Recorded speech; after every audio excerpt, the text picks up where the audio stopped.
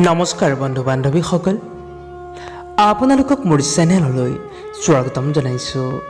বন্ধু বান্ধৱীসকল, মহাশিৱৰাত্ৰিৰ মূল কাহিনী, শিৱৰাত্ৰি কিয় পালন কৰা হয় তাৰে দুটামান কথা লৈ আপোনালোকৰ ওচৰত উপস্থিত হৈছোঁ।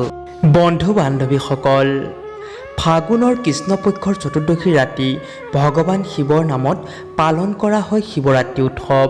এই বিশেষ দিনটিত শিৱৰ নামেৰে উৎসৱভাগ আয়োজন কৰা হয় যদিও কিয় এই দিনটোত শিৱৰাত্ৰি পালন কৰা হয় তাৰ বহুতো কাৰণ বিভিন্ন কাহিনীৰ ৰূপত বিভিন্ন গ্ৰন্থত পোৱা যায়।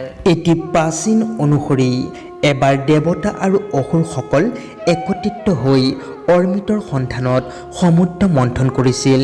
কিন্তু অৰ্মিতৰ আগত প্ৰথমে হলাহল নামৰ এবিধ বিষেহে নিৰ্গত হ'ল। সেই বিষ ইমান শক্তিধৰ আছিল যে বিষৰ প্ৰভাৱত স্বৰ্গ মৰ্ত্যৰ ধ্বংস পাই সুগম হোৱাত দেৱতাসকলৰ অনুৰোধত ভগৱান শিৱই বিশ্ব ব্ৰহ্মাণ্ডৰ স্বাৰ্থত সেই বিষ নিজেই পান কৰিছিল। সেই দিনটো আছিল ফাগুনৰ কৃষ্ণপক্ষৰ চতুৰ্দশী তিথি। বিষৰ প্ৰভাৱক শিৱই নিয়ন্ত্ৰণ কৰি লৈছিল যদিও সেই বিষ প্ৰাণ কৰাত তেখেতৰ কণ্ঠ নীলা ৰঙৰ হোৱাত শিৱই নীলকণ্ঠ নাম লাভ কৰে। ফলত সমস্ত জীৱকুল ৰক্ষা পৰিল আৰু সেই ঘটনাৰ পৰাই এই বিশেষ দিনটো শিৱৰাত্ৰি পূজাৰ প্ৰচলন ঘটিছিল। আনহাতে বহু শ্ৰদ্ধালুৱে বিশ্বাস কৰে যে শিৱৰাত্ৰি দিনটিতেই শিৱ আৰু তেওঁৰ পত্নী পাৰ্বতীৰ মাজত বিবাহ কাৰ্য সম্পন্ন হৈছিল। লগতে ভগৱান শিৱই মাঘ ফাগুনৰ কৃষ্ণপক্ষৰ চতুৰ্দশী নিশা তেওঁৰ প্ৰিয় সময় বুলি পাৰ্বতী আইক কৈছিল। শিৱৰাত্ৰিৰ এনেধৰণৰ বহুতো কাহিনী আছে। আৰু এটা কাহিনীৰ মতে প্ৰাচীন কালত এখন গাঁৱত গুৰুত্তোষ নামৰ এজন চিকাৰীয়ে বাস কৰিছিল। তেওঁ চিকাৰী আছিল আৰু এই কাম কৰিয়েই তেওঁ নিজৰ আৰু লগতে তেওঁৰ পৰিয়ালৰ ভৰণ পোষণ কৰিছিল। অইন দিনাৰ নিচিনাকৈ এদিন কাহিলী পুৱাতে তেওঁ চিকাৰলৈ ওলাইছিল আৰু সেইদিনা খালী পেটতে আছিল, অৰ্থাৎ তেওঁৰ একো খোৱা বস্তু খোৱা হোৱা নাছিল। সেইদিনাখন আছিল শিৱৰাত্ৰিৰ দিন। কিন্তু সেইদিনাখন বহু সময় চিকাৰ বিচাৰিও তেওঁ কোনো ধৰণৰ চিকাৰ বিচাৰি পোৱা নাছিল। তেতিয়া তেওঁ বহু চিন্তিত হৈ পৰিছিল।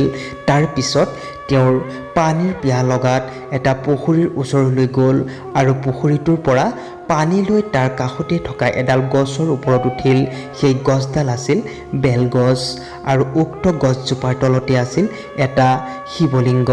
কিন্তু এই শিৱলিংগটো গছৰ শুকান পাতেৰে ঢাক খাই আছিল, সেয়েহে গুৰুত্বহে শিৱলিংগটো দেখা পোৱা নাছিল। তেওঁ গছজোপাত বহি পানী খাবলৈ লওঁতেই অকণমান পানী আৰু কেইটামান গছৰ বেলপাত আপোনা আপুনি শিৱলিংগটোত আহি পৰিছিল। এনেধৰণে অজানিতে তেওঁ খালী পেটেৰে থকাৰ বাবে তেওঁ ব্ৰত পালন কৰাও হ'ল আৰু লগতে প্ৰথম পহৰৰ শিৱ পূজাও কৰা হৈ গৈছিল। প্ৰথম পহৰৰ অন্তত কিছু সময় পিছত এটা গাভিনী হৰিণ সেই পুখুৰীটোত পানী খাবলৈ আহিল। চিকাৰীজনে হৰিণটো দেখা পোৱাৰ লগে লগে নিজৰ ধনু কাঁড়ডাল উলিয়ালে আৰু হৰিণটোক লক্ষ্য কৰিলে। হৰিণটোৱে গছজোপাত কিবা সচমচ অনুভৱ কৰি গছজোপালৈ চোৱাত চিকাৰীজনক দেখা পাই ক'বলৈ ধৰিলে, হে চিকাৰী, তুমি মোক নামাৰিবা। তেতিয়া চিকাৰীজনে ক'লে, মোৰ আন উপায় নাই, মোৰ লগতে মোৰ পৰিয়ালো ভোকত আছে, সেয়েহে মই তোমাক এনেই যাবলৈ দিব নোৱাৰোঁ।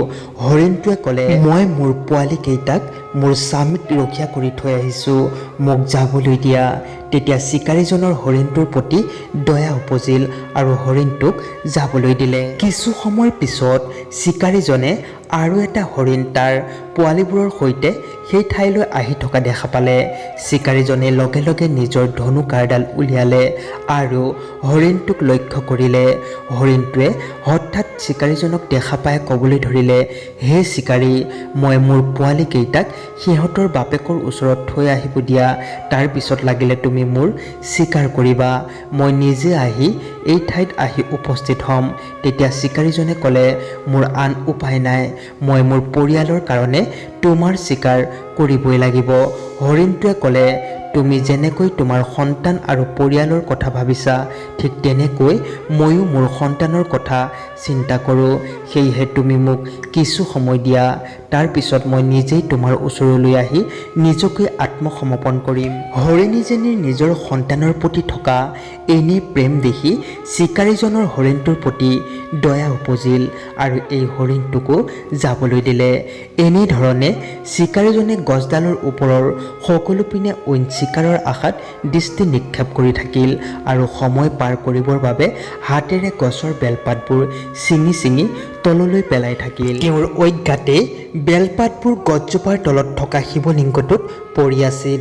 সেইখিনি সময়তেই চিকাৰীজনে আৰু এটা হৰিণ সেইফালে আহি থকা দেখা পালে। ঠিক আগৰ দৰেই চিকাৰীজনে নিজৰ ধনুকাঁড় উলিয়াই হৰিণটোক মাৰিবলৈ লওঁতেই হৰিণটোৱে ক'লে, তুমি যদি অলপ আগতেই ইয়াত চৰি থকা মোৰ পত্নী আৰু পোৱালীকেইটাক মাৰি পেলাইছা, তেতিয়াহ'লে তুমি মোকো অতি সোনকালেই মাৰি পেলোৱা, কিয়নো সিহঁতৰ অবিহনে মোৰ জীৱন মূল্যহীন। চিকাৰীজনে ক'লে, মইতো সিহঁতক এতিয়ালৈকে মাৰি পেলোৱা নাই, সিহঁতক অকণ সময়হে দিছোঁ। তেতিয়া হৰিণটোৱে ক'লে, তেতিয়াহ'লে মোকো অলপ সময় দিয়া, মোৰ সন্তানকেইটাক লগ কৰিবৰ বাবে সময় দিয়া, তাৰ পিছত মই নিজে আহি ইয়াত উপস্থিত হ'ম। এই কথা শুনি চিকাৰীজনে ভাবিলে, বাকী দুজনীক এবাৰ সুবিধা দিলোঁ যেতিয়া ইয়াকো এবাৰ সুবিধা দি চোৱা যাওক। সেই বুলি হৰিণটোকো যাবলৈ দিলে। কিছু সময় পিছত তিনিওটা হৰিণ চিকাৰীজনৰ সন্মুখত আহি হাজিৰ হ'ল। চিকাৰীজনে অজানিতে শিৱ পূজাৰ বাবে কৰিবলগীয়া ব্ৰত, বেলপাত আৰু জল আগবঢ়োৱা আদিবোৰ কৰি আছিল।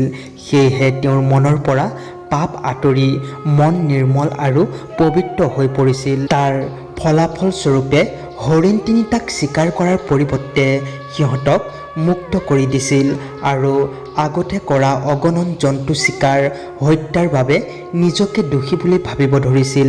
এনেতে সেই স্থানত ভগৱান শিৱ প্ৰকট হ'ল আৰু গুৰুদ্ৰোহক ক'লে, বৎস, আজিৰ পৰা তুমি কেতিয়াও তেনে কাম নকৰিবা যি তোমাৰ মন পাপ আৰু আত্মগ্লানিৰে ভৰাই পেলায়। এই কথা শুনি অলপ আচৰিত হৈ গুৰুদ্ৰোহে ভগৱান শিৱক সুধিলে, কিন্তু প্ৰভু, মোৰ দৰে এজন পাপীক আপুনি কিয় দৰ্শন দিলে?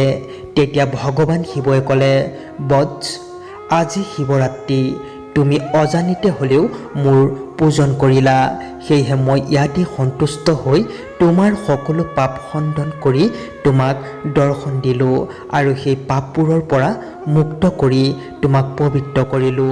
আজিৰ দিনটোত যিয়ে মোৰ পূজা কৰিব সেই এই ফল লাভ কৰিব পাৰিব। এইটো এটা আছিল শিৱৰাত্ৰিৰ মহত্বপূৰ্ণ কাহিনী। যদি ভিডিঅ'টো ভাল লাগিল এটা লাইক কৰিব আৰু কমেণ্টত লিখিব ওম নমঃ শিৱায়।